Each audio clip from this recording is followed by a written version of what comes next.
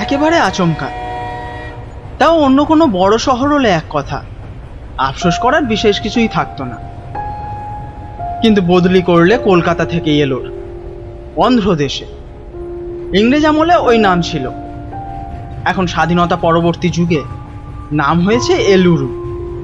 একটা আসার কথা, বিয়ে থা করিনি, বউ ছেলে পুলের বালাই নেই, ঝাড়া হাত পা।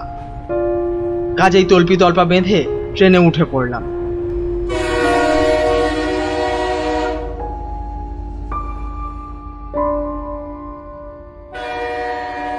স্টেশনে রামকৃষ্ণরাও ছিলেন, এর জায়গাতেই আমি যাচ্ছি। ইনি বদলি হচ্ছেন কোয়েম্বাটুর। এনাকে থাকবার একটা আস্তানা সন্ধান করতে বলেছিলাম। বিদেশ বিভুই, কিছুই জানা নেই, অন্তত মাথা গোঁজবার একটা জায়গা থাকা দরকার। করমর্দন পরস্পরের কুশল জিজ্ঞাসার পর প্রশ্ন করেছিলাম, আমার থাকার কি ব্যবস্থা হবে? চিন্তার কোনো কারণ নেই, আমি যেখানে ছিলাম সেখানেই আপনি থাকতে পারবেন। বাড়িওয়ালা খুব সদাশয়, বাড়িটাও যথেষ্ট খোলামেলা।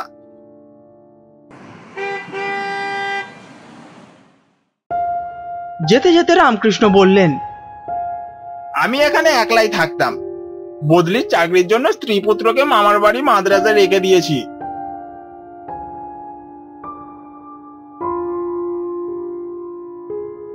আপনার নিজের হাতে রান্না করার অভ্যাস আছে তো?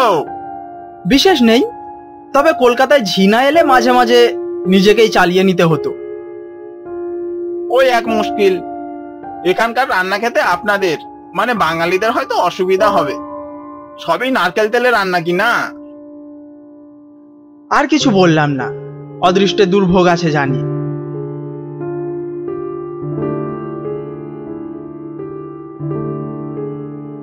বাড়িটা বেশ পছন্দসই, চারপাশে একটু বাগান আছে, নারকেল আর কিছু আম গাছ।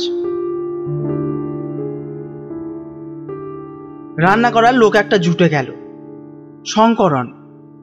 সে শুধু ভাত রেঁধে দিয়ে যাবে, মাছ মাংস ডিম ছোঁবে না, ওগুলো আমাকেই করে নিতে হবে। রামকৃষ্ণ যাবার সময় একটি জিনিস দিয়ে গেলেন, টেরাকোটার মূর্তি, লাল রঙের। প্রথমে আমি ভেবেছিলাম নটরাজের মূর্তি, কিন্তু ভালো করে দেখলাম না, নটরাজ নয়। সেই ধরনের ভঙ্গি, মুখ চোখের চেহারা বিভৎস, চারদিকে আগুনের লেলিহান শিখা। রামকৃষ্ণ বললেন, কে মূর্তি জানি না, হরিদ্বার এক সাধুর কাছ থেকে পেয়েছিলাম। তিনি বলেছিলেন কাল ভৈরবীর মূর্তি। রোজ শুতে যাওয়ার আগে এ মূর্তিকে প্রণাম করে শুলে মঙ্গল হবে, অবহেলা করলে অশুভ। এসব ব্যাপারে আমার ভক্তি শ্রদ্ধা একটু কম, বরং বলা যায় আমি কিছুটা নাস্তিক। নিজের পুরস্কার ছাড়া আর কিছু মানি না। তবু রামকৃষ্ণের মুখের ওপর আমি কিছু বলিনি, বলতে পারিনি। মূর্তিটা নিয়ে আলনার ওপর রেখে দিয়েছিলাম। এলুরুর চারপাশে তামাকের ক্ষেত, আমার কাজ এইসব তামাক পরিদর্শন করা, একেবারে শুরু থেকে শেষ পর্যন্ত। তামাকে যাতে পোকা না লাগে, লাগলে তার প্রতিষেধক কি, তারপর কিভাবে তাকে গুদামজাত করে রপ্তানির উপযোগী করা যায় সে বিষয়ে নির্দেশ। অনেকদিন আমাকে গ্রাম অঞ্চলেই কাটাতে হতো, তখন শঙ্করন থাকতো বাড়ির তদারকিতে। একেবারে নিস্তরঙ্গ জীবন, সংস্কৃতির ছিটে ফোঁটা কোথাও নেই। কি আর করা যাবে, কটা লোক আর জীবন আর জীবিকা মেলাতে পারে?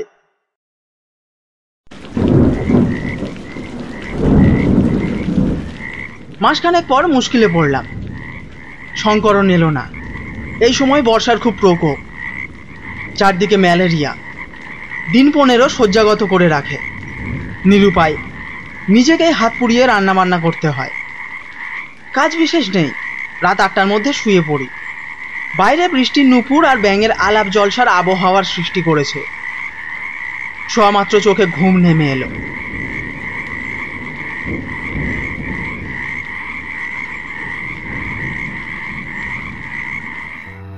রাত কত খেয়াল নেই, হঠাৎ ধর্মর করে বিছানার ওপরে উঠে বসলাম।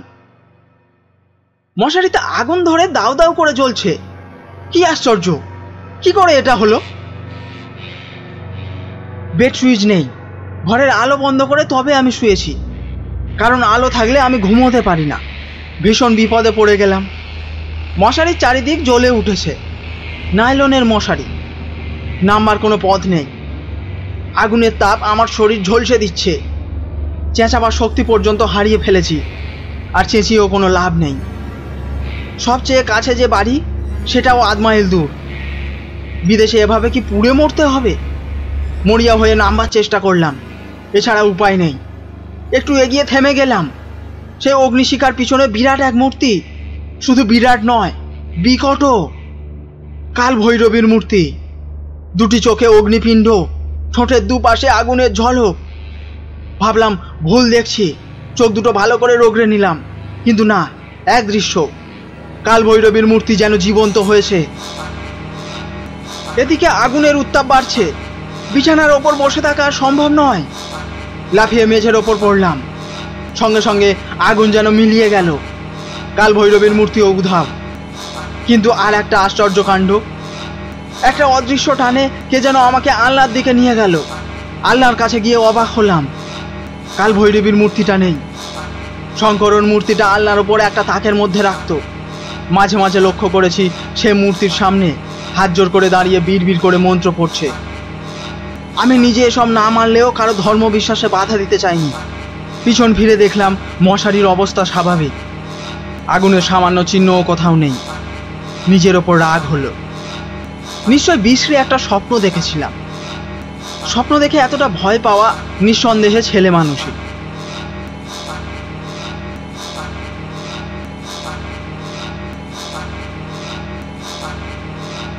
কিছুক্ষণ পায়চারি করে শুতে গেলাম।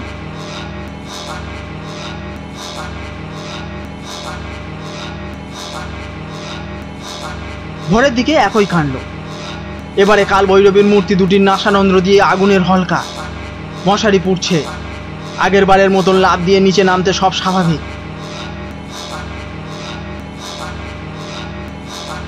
আর বিছানায় যায়নি।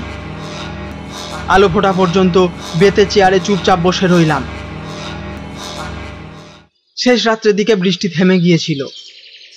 আকাশ প্রায় পরিষ্কার, ছেঁড়া মেঘের ফাঁকে ফাঁকে নীল আকাশের আভাস।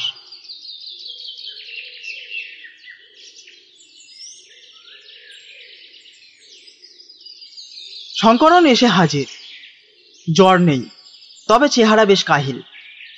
একবারে ভাবলাম শঙ্করনকে কিছু বলবো না, আমার সম্বন্ধে তার ধারণা খারাপ হবে, ভাবে আমি অহেতুক ভয় পেয়েছি।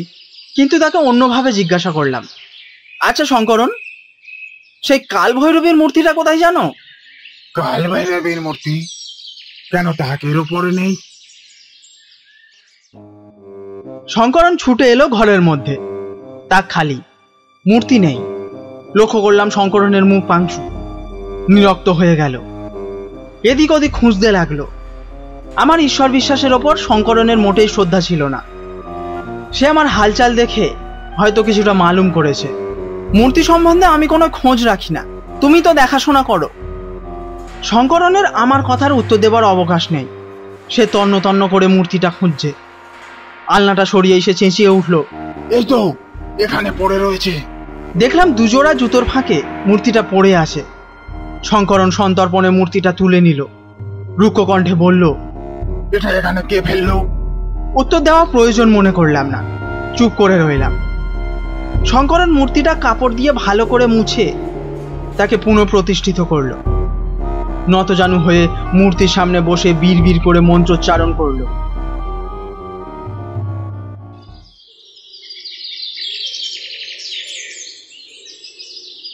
মাসখানেক একভাবে কেটে গেল, কোনো উপদ্রব নেই। কলকাতা থেকে একটা চিঠি এলো, বন্ধু অসিতের লেখা। অসিত শুধু আমার মামুলি বন্ধু নয়, কলেজে আমরা অভিন্ন হৃদয় ছিলাম। অসিত বোম্বেতে এক কাপড়ের কলের টেক্সটাইল ইঞ্জিনিয়ার।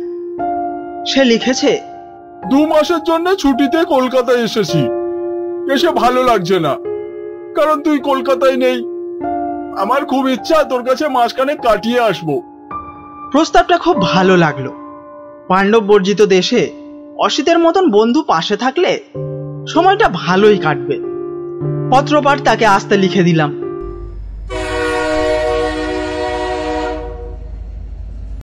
চিঠি লেখা 7 দিনের মধ্যে এসে হাজির। এলোরা স্টেশন থেকে তাকে ট্যাক্সি করে নিয়ে এলাম। বাড়ি দেখে অসিত বেজায় খুশি। সবকিছুতেই তার দারুণ উৎসাহ। বিন্দুতে সিন্ধুর স্পর্শ পেল। বাহ, এ যে একেবারে বাগান বাড়ি রে। শহর, অথচ শহরের গোলমাল নেই। বেশ আছিস। চা খেতে খেতে হঠাৎ তার দৃষ্টি মূর্তির দিকে গেল। জিজ্ঞাসা করল, ওটা কিসের মূর্তি রে? কাল ভৈরবীর। সেটা আবার কি? চা শেষ করে অসিত মূর্তির সামনে গিয়ে দাঁড়ালো। অনুসন্ধানী দৃষ্টি দিয়ে দেখে বলল, বাড়ির মধ্যে এই কিম্বুত কিমাকার মূর্তিটা রেখেছিস কেন? ফেলে দে। শঙ্করন ওই মূর্তিটা রোজ পূজা করে, তাই আর সরাইনি। না হলে ও মোটেই আমার পছন্দসই নয়। শঙ্করন পছন্দ করে তো এটা সে তার বাড়িতে নিয়ে যাক, কিংবা রান্না করে তার কাজের জায়গায় রাখুক। তোকে তো নাস্তিক বলেই জানতাম, অন্তত মূর্তি পূজার বিরোধী। কিছুই বললাম না, কি বা বলবো। অসিত আমার মনের কথাই বলেছে। আমার ঠিক পাশের ঘরটা তার শোবার জন্য নির্দিষ্ট হয়েছিল। বেশ কিছুটা রাত গল্পগুজব করার পর অসিত শুতে গিয়েছিল। আমার ঘুম আসেনি। টেবিল ল্যাম্প জেলে টবাকো কিওরিং সম্বন্ধে একটা বই পড়লাম, তারপর শুতে গেলাম।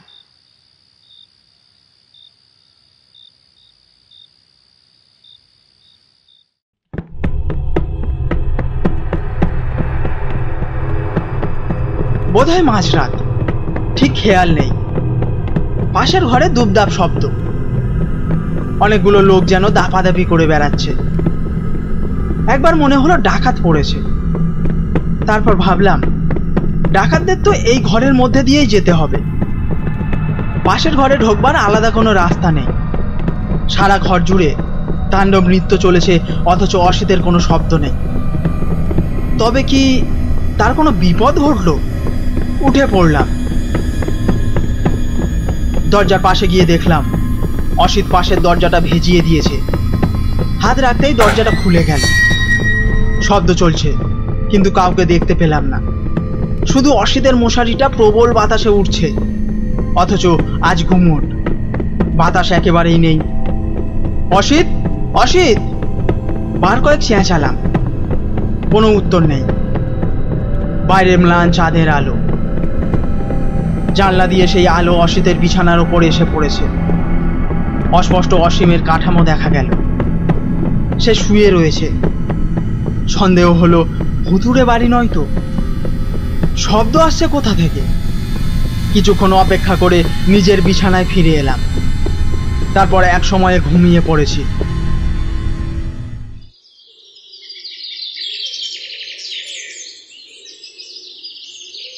অসিতের সঙ্গে দেখা হলো পরের দিন চায়ের টেবিলে।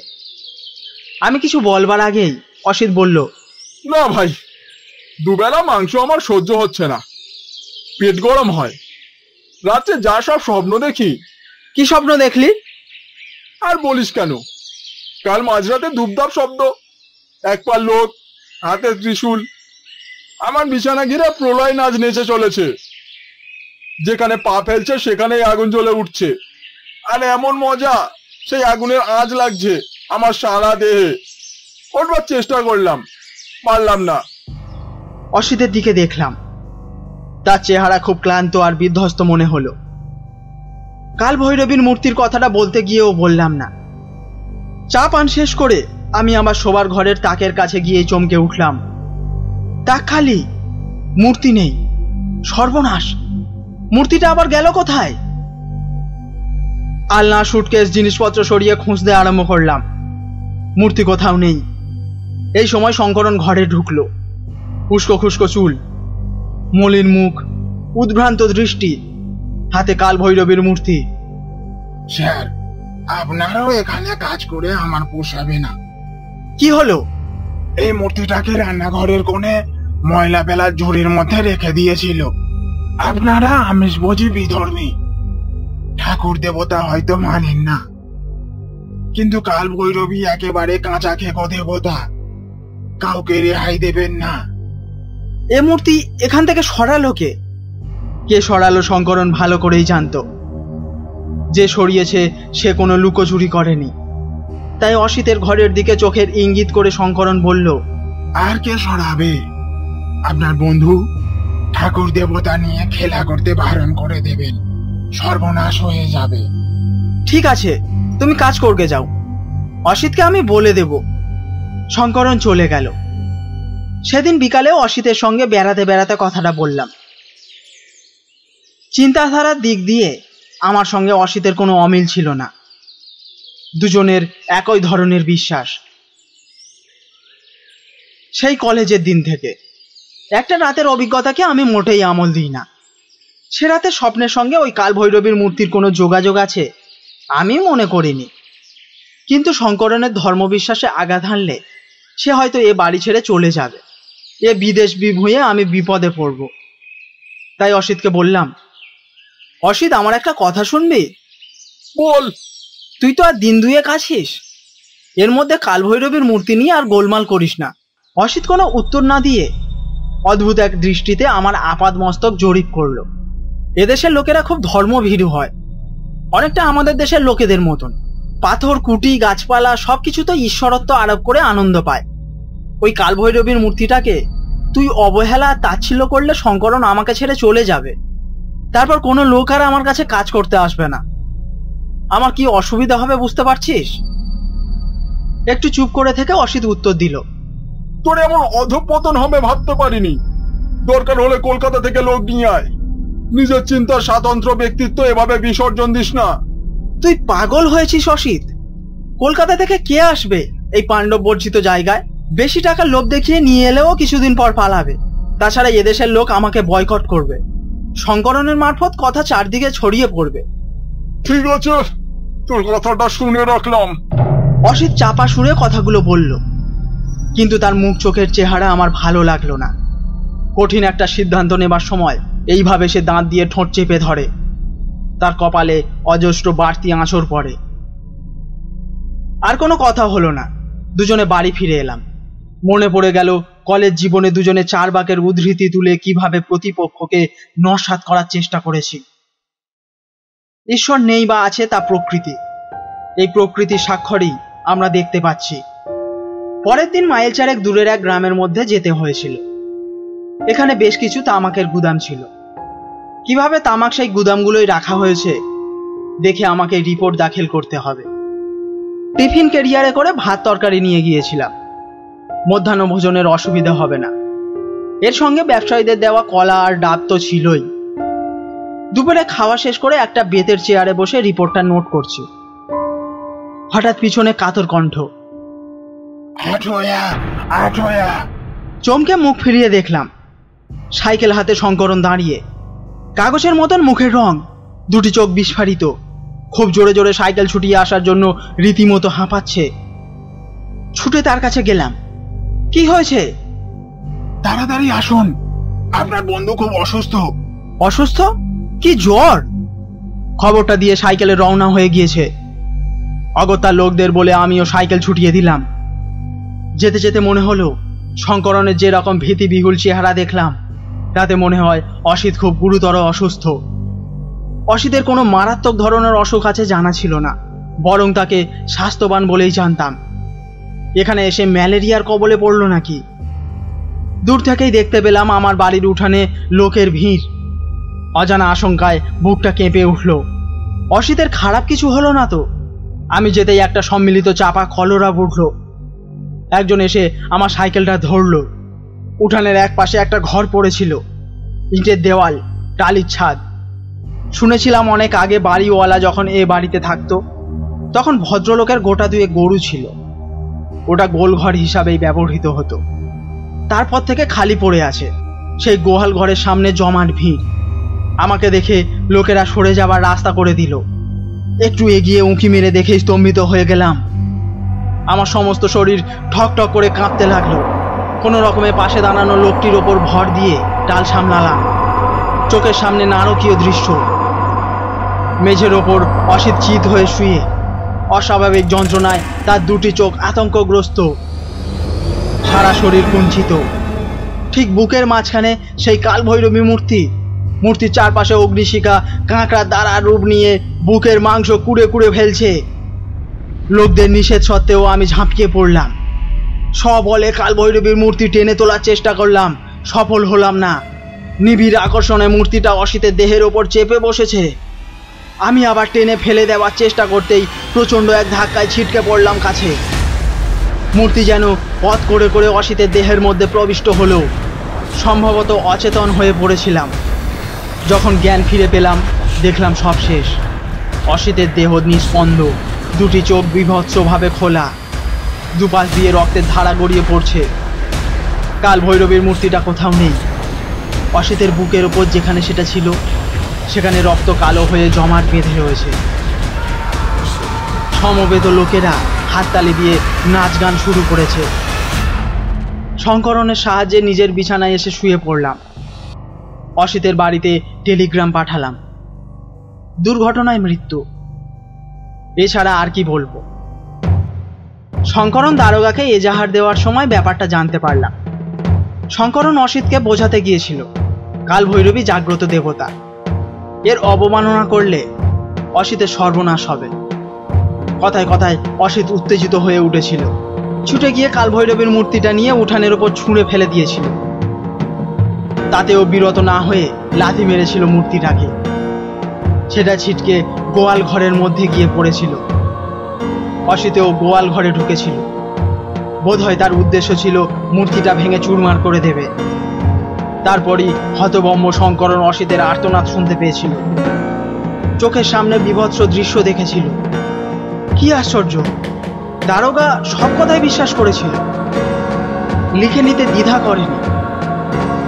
দেবতার বিদ্বেষে এমন ঘটনা যেন খুব স্বাভাবিক।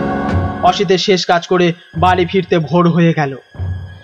ক্লান্ত দেহ, বিষণ্ণ মন, চিন্তা করার ক্ষমতাও লোপ পেয়েছে। তালা খুলে ঘরের মধ্যে পা দিয়ে চমকে উঠলাম। তাকের ওপর সেই কালভৈরবীর মূর্তি। বদ্ধ ঘরে কি করে এলো মূর্তিটা? কে রাখলো? অসিতের দেহের অভ্যন্তর থেকে এ মূর্তি বাইরে এলো কি করে?